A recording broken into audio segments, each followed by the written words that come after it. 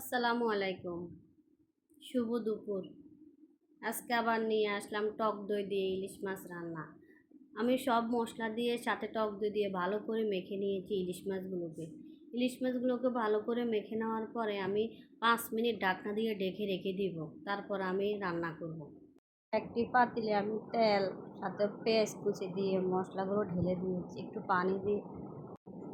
একটু পানি দিয়ে আমি ভালো করে নেড়ে চেড়ে নিয়ে ঢাকনা দিয়ে দিয়েছি। ঢাকনা দেওয়ার পর আমি ঢাকনা তুলে মাছগুলো দিয়েছি। মাছগুলো দিয়ে ভালো করে নেড়ে আমি আবার ঢাকনা দিয়ে ঢেকে রাখবো।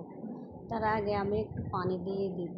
পানি দিয়ে হালকা আগুনে আমি আস্তে আস্তে আগুন দিয়ে আমি ঢাকনা দিয়ে ঢেকে অল্প পানিতে আমি টক দই দিয়ে ইলিশ মাছ রান্না করে নেব। রান্না হয়ে আসলে একটু আমি ধনিয়া পাতা কুচি দিয়ে দিলাম। এখন আমার পরিবেশন করার পালা। কেমন হলো আমার টক দই দিয়ে ইলিশ মাছ রান্না? আসসালামু আলাইকুম।